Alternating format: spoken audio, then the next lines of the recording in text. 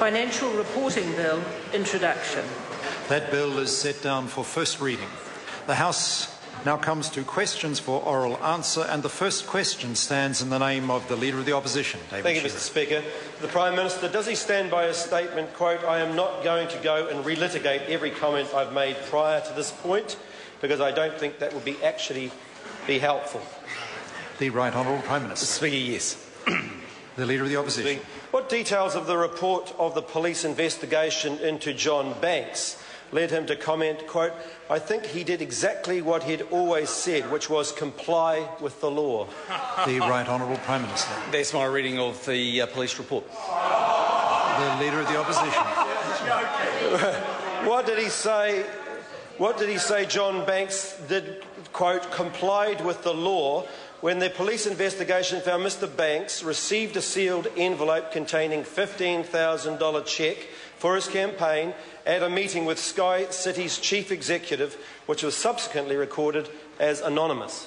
The Right Honourable Prime Minister. Mr Speaker, the fact that the police have decided not to press charges shows you that they don't believe there's a case. The Leader of the Opposition. Is his conclusion from the police report, where they said they did not have enough evidence to prosecute, the same as complying with the law?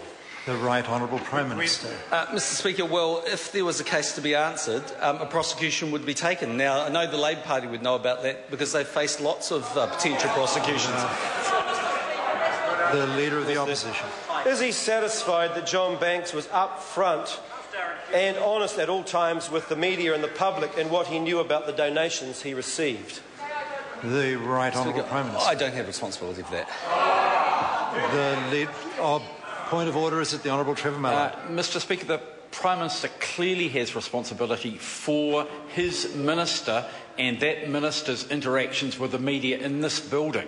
For him to say that he doesn't must be misleading the House. Order. The member was on reasonable ground till that point, then he became totally out of order. The Prime Minister only has responsibility for whether or not he has confidence in his ministers.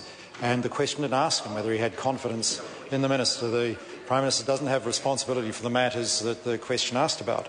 The Leader of the Opposition. Thank you, Speaker. Did he know before the police investigation that John Banks personally solicited and received a donation from Sky City as part of his mayoralty campaign, which he subsequently recorded as anonymous? The Right Honourable Prime Minister. Speaker, no. The Leader of the Opposition. Has John Banks' behaviour during his mayoralty campaign met the standard of ethical behaviour that he expects from his ministers?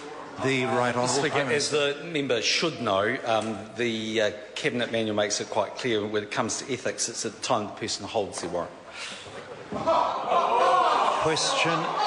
The Leader of the Opposition. Supplementary question. Given that the Cabinet Manual says that ministers are expected to act lawfully and to behave in a way that upholds and is seen to uphold the highest ethical standards, does he believe Mr Banks is seen by the public as holding the highest ethical standards? The Right Honourable Prime Minister. The test is whether he enjoys my confidence, and he does.